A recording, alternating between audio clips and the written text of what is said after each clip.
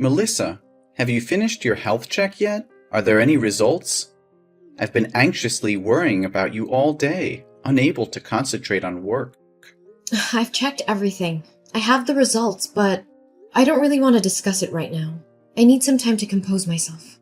Why are you shutting me out? Are the results not good? Just tell me, and we'll face it together. Well, I have breast cancer, and they said it's an advanced stage, spreading rapidly. The doctor insisted on immediate hospitalization because it's becoming dangerously life-threatening. Oh my God, how advanced is it? How far has it spread? Can we treat it right away? Will you be okay if you undergo surgery now? Joseph, I'm in complete disarray. The doctor mentioned further tests are necessary to determine my survival rate. If you want to leave now, then go ahead. I'll sign the divorce papers. If you keep hesitating, I fear I won't find the strength to leave you later. What are you saying? Why would I abandon you? Don't tell me it's too late to save you. No, there's still a chance for me. But the treatment could be prolonged and incredibly exhausting, possibly lasting several years with substantial financial costs. I'm just afraid you won't be able to handle the immense pressure and the troubles that may come along. No, sweetheart, don't think so poorly of me. Haven't the past 2 years of love and 1 year of marriage shown you my commitment? I accept it all, and I'll stand by your side no matter what happens. So let's face this together, openly. Joseph, thank you. Well, here it is. It appears the cancer is even more advanced than I thought. Preserving breast tissue might be challenging. The doctor mentioned a mastectomy, chemotherapy, and radiotherapy as necessary for my survival, which means I won't be the same as before. Honey, I'm not an expert, so I'll scour the internet for more information. Maybe the way I phrase it isn't accurate, but does that mean they'll remove your breast tissue? Yes, exactly as you said. Well, if I'm fortunate, they won't have to remove all of it, just a portion. I can't even begin to imagine it. What's going to happen? Will your breasts just change? It's hard to say for sure, but it's likely that their shape will be affected. They might become asymmetrical or even lose their natural appearance. I'm sorry if it turns out that way. No, I should be the one apologizing. It's my negligence that has led to this critical situation. I should have taken you to the doctor when you first mentioned breast discomfort 2 months ago, but I've been too consumed by work to be there for you. It's all my fault, Melissa. I'm deeply sorry for failing you. No, please don't blame yourself. This isn't your fault. Are you concerned about how this change will affect your attraction to me? I understand if you find it difficult to accept. Don't say that. I didn't marry you for your physical appearance, Melissa. I don't care how your breasts look. My love for you is far deeper than that. But there's something else, Joseph. The doctor advised against getting pregnant during the treatment because it could harm the baby due to the medications involved. This means our dreams of having a child might have to be postponed indefinitely. Can you handle that? If you feel it's too much to bear, I'm willing to leave so you can find a partner who can give you everything. If I wanted someone perfect, I wouldn't have chosen you. You're the most important person in my life, and I don't care if we can have biological children or not. All that matters to me is that we face this together as a team. If we can't have our own children, we can explore other options like adoption. Our love can still create a beautiful family. Joseph, your unwavering love gives me strength. Thank you for being by my side. Now I can face the upcoming surgery with newfound courage. And knowing you're not alone makes me feel stronger too. I thank God every day for bringing you into my life. I'm grateful to have you as my husband, Joseph. I love you more than words can express, my dear. Now, take some rest and get ready for our date tonight. I'll take you to our favorite restaurant, where we can cherish each moment together. Yes, Joseph. I look forward to it. Hey, Melissa. I heard from Joseph. He just stopped by my house and told me about your condition. Since he has to go on a business trip for a few days, he asked me to take care of you. Do you really have breast cancer? Why didn't you tell me anything? Oh, hi, Mom. Lately, I've been feeling tired and busy with all the medical appointments and preparations for my surgery, so I haven't had a chance to inform anyone. Besides, it's not something I want to share as good news. You don't sound like yourself. I can sense your nervousness, sadness, and sensitivity. Does this mean your condition is severe? Well, if we want to be optimistic, I can say it's not too bad, but it's also not great. Surgery always carries risks, and the thought of scalpels in my breasts naturally makes me nervous. They're an important part of my identity as a woman. Really? Sometimes I forget that you're a woman too. You don't behave like a lady, or a good daughter-in-law, especially when you make my son do household chores that should be your responsibility. Mom, what are you talking about?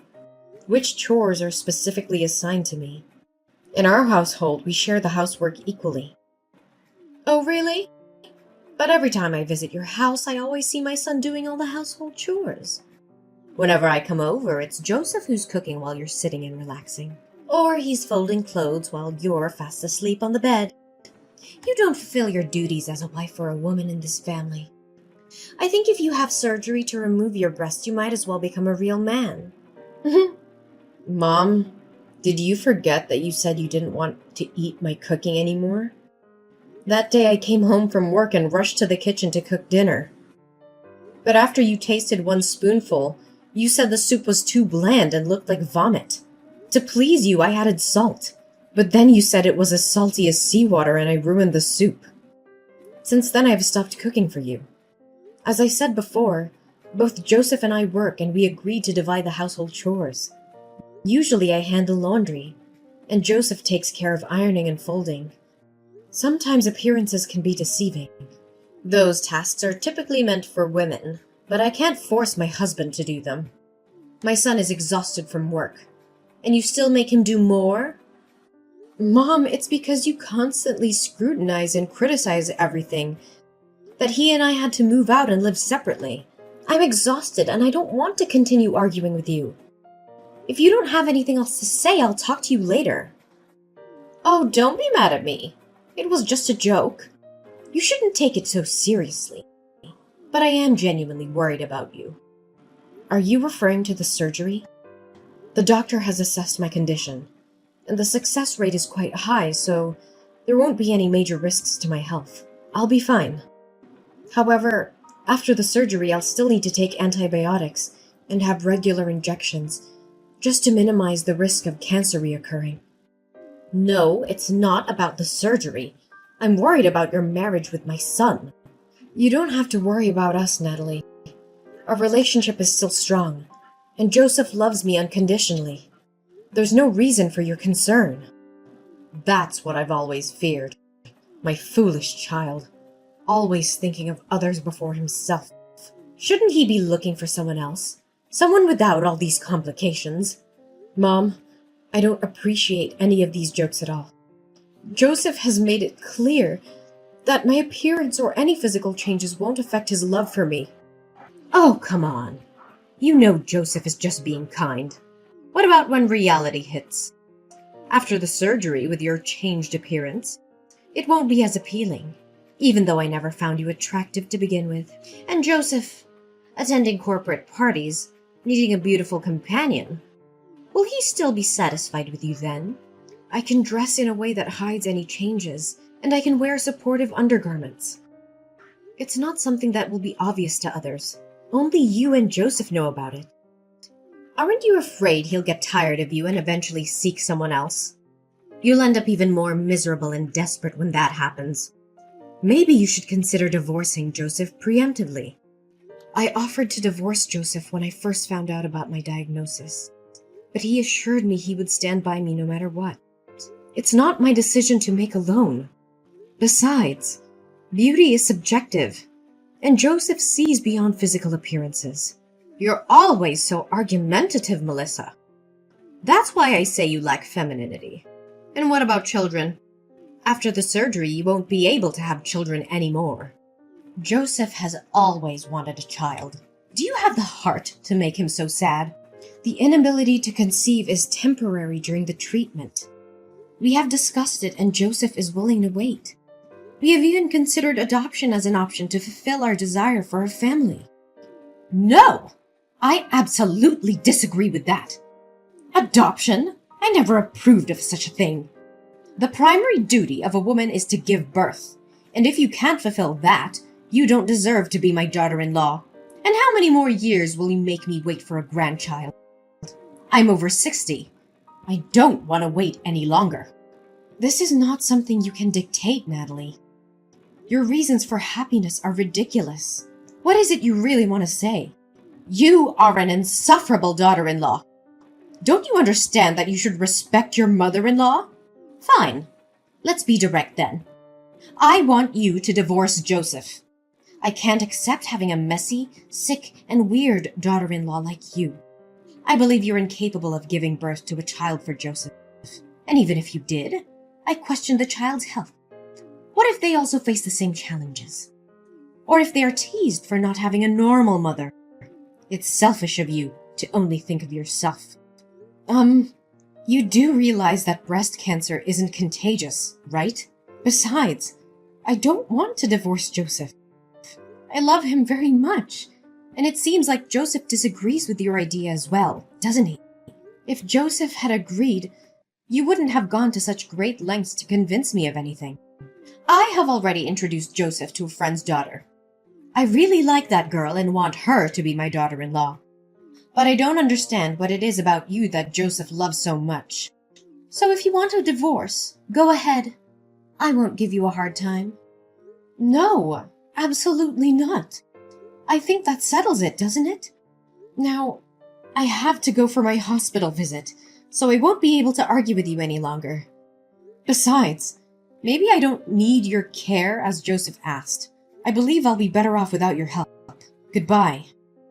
You're so stubborn. We'll see about that. But mark my words, Melissa. One day, Joseph will come to his senses and realize that he deserves better than you.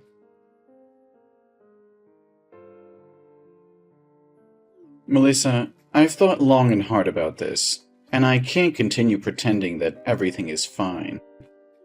The very idea of you going through breast surgery disgusts me to the core. I've tried to sympathize with your situation, but I've found comfort in the arms of another woman. She possesses a beauty and allure that surpasses anything you could ever offer. She is fertile and capable of fulfilling my desire for children. I can no longer bear the weight of your burdens. Divorce is the only path for us now, and I insist that you disappear from my life, taking your illness with you. I am devoid of any care or compassion, and I won't spend a single penny on your behalf. Don't text me back. I don't want to talk with you anymore. Leave my house before I return, for you have never been deserving of my love. Melissa, I've returned from my business trip, and I'm about to step into a taxi to head home. Shall we go out to eat together tonight before your hospital visit tomorrow? I miss you so much. How dare you speak to me as if nothing happened? You think a simple date can erase the hurtful and cruel words you uttered? Do you have any idea how utterly devastated and crushed I felt after reading those messages? Don't worry. I've already packed my things and won't take any of your possessions with me. I'm so sorry, Melissa. You must have been very angry with me because I didn't text you these days, right? But you said I said hurtful or heartless words? I'm a bit confused. What? Don't pretend to know anything. Scroll up and reread those horrible texts you sent me this morning. Do you know how desperate and sad I was after I read those lines? Wait a moment. I genuinely don't understand what you're accusing me of. I haven't sent you any texts in the past few days. I didn't even have my phone with me. Don't play innocent with me. The messages I received came from your number. Are you suggesting someone else used your phone to send those heartless messages? I'm telling you the truth, Melissa. I haven't touched my phone until just now. I had to visit my mother's house briefly before heading to the airport, and I accidentally left my phone there. That's why I couldn't contact you. I only just retrieved it a short while ago. So you expect me to believe that you didn't send those vile messages? Yes, Melissa. I swear on everything that I hold dear. You are my world, and I would never stoop so low as to hurt you in any way, even intentionally. How can I be certain that you're telling the truth? Can I truly trust you after this betrayal? I understand your skepticism, but I assure you I'm being honest. In fact, I had a crucial meeting with a client this morning. If you need proof, you can verify it with my colleague. I even rushed through my work to be home with you earlier. I haven't had a moment's rest since. All right, Joseph. I believe you. I'm sorry for jumping to conclusions earlier. No, I understand why you thought that way. It's understandable since it came from my phone number. But who would do such a thing to make you misunderstand me? Is it possible that someone hacked into my phone just to play this cruel joke on you, knowing about your battle with breast cancer? Hold on a moment. I think I may have an idea who could be behind this. When I initially read the messages, I was overwhelmed with sadness and disappointment, and I didn't take the time to analyze the situation carefully. However, upon rereading them, I noticed some suspicious clues. What? Do you have a suspect in mind? Please tell me. It's all speculative at this point, and nothing is certain. But maybe the truth won't be easy for you. I don't get it. What do you mean? We'll discuss this in more detail once you're home. Mom, let's have a talk. Well, well, look who's here. How are you holding up? Did the surgery make you even more pathetic? I bet Joseph can't stand the sight of you anymore. It's only a matter of time before he divorces you. No, that's not happening. So spare your concern. Instead of focusing on me, maybe you should take a good hard look at yourself. What are you implying? What's your problem? Oh, don't act innocent. You're the one behind those vile messages from Joseph's phone, aren't you? Oh, those messages. The ones telling you the harsh truth that you'll be nothing but a burden to Joseph after the surgery? Well, whoever sent them, I can't say they're entirely wrong. You've become a liability, and you're deluding yourself if you think otherwise. Joseph has been sacrificing his time and energy, taking care of you day and night at the hospital. Have you ever stopped to think about that? But why should I take the blame for those messages? I understand what you're trying to say, and I'm grateful for everything Joseph has done for me. It's rare to find someone who actually upholds their wedding vows. But let's get back to the point. Did you know that there are advanced software and applications that protect phone data from unauthorized access? What does that have to do with anything? Why are we talking about this now? It has everything to do with this. Joseph left his phone at your house, didn't he? Because of the confidential company information on his phone and the previous security breach? He installed a special security application linked to my phone. So what? I still fail to see your point. Well, this application utilizes facial recognition every time the phone is unlocked. And guess what? The person who sent those messages entered the wrong password repeatedly until they finally entered my wedding date correctly. As a result, the application captured a photo of that person. And you know what's even more interesting? It looks a lot like you, Mom. That means nothing. It's not proof that I sent those messages. I was simply looking for something on Joseph's phone. What's your problem with that? You're right. It's not proof if you were innocent. But here's the kicker. The timing of those messages coincides with the time you were trying to access my husband's phone, Natalie. And there's another thing you probably didn't notice because it's become a habit of yours. Using the sign to end a sentence, while Joseph never does. You call that evidence? It's utterly ridiculous. Yes, it may not be definitive proof of your guilt, but it's substantial enough for me to take legal action against you for impersonation and the defamation of my career. I've already reported the incident to the police. If you're innocent, there's no need to be afraid.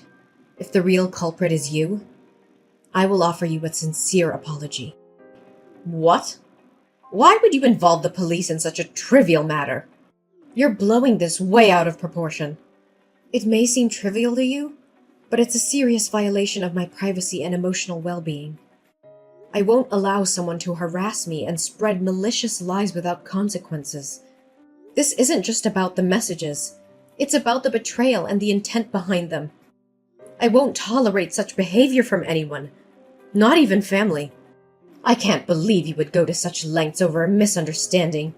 You're being unreasonable and exaggerating the situation. We're a family, Melissa. We should be able to resolve our issues without involving the police.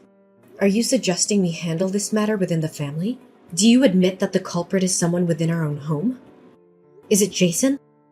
Should I confront my father-in-law about this when he visits me at the hospital? What?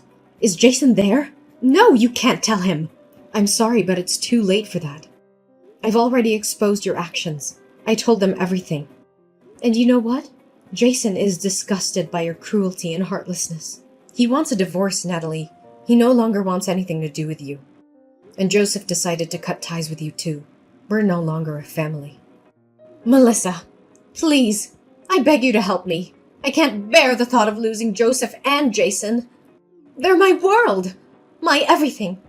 I'll do whatever it takes to make things right. I'll grovel. I'll beg. I'll do whatever they want. Just please convince them to forgive me. I can't live without them. Natalie, your actions have caused immense pain and shattered the trust that Joseph and Jason had in you. Rebuilding that trust will not be easy, if it is even possible. You must understand the gravity of what you've done. It'll take more than empty promises and desperate pleas to mend the bonds that have been broken. I will do whatever it takes, Melissa. I'll prove to them that I've changed, that I'm no longer the person who inflicted such pain upon you. Please, I'm begging you, give me this opportunity to make things right. I can't bear the thought of losing my family forever. It's ironic, isn't it? You don't want to lose your own family, yet you are willing to destroy mine. Begging me in vain won't change the fact that you have to face the consequences of your actions. So instead of staying there, begging for forgiveness, I suggest you prepare yourself for the legal proceedings ahead. You'll have to answer for both insulting me and seeking a divorce from Jason.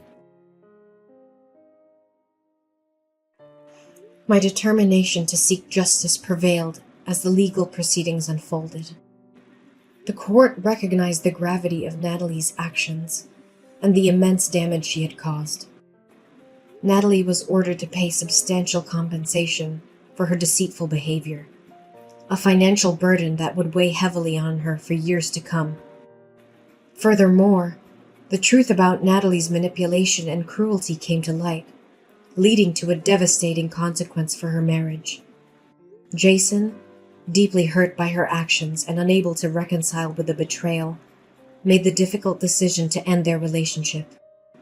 Natalie found herself facing not only financial ruin, but also the loss of her family. Joseph, too, could no longer bear the weight of Natalie's deception and the pain she had inflicted upon me. He chose to sever all ties with Natalie, recognizing that her actions were irredeemable and incompatible with a healthy, loving relationship. On the other hand, my resilience and unwavering spirit allowed me to overcome the challenges I faced. As a cancer survivor, I found solace in the love and support of Joseph, who stood by my side throughout the tumultuous ordeal. Together, we created a new chapter in our lives, filled with happiness, growth, and a profound appreciation for the bond we share. My strength and triumph over adversity inspired others facing similar struggles, and I became an advocate for cancer survivors, offering comfort and guidance to those in need. My journey of healing and personal growth served as a beacon of hope for those who face their own battles.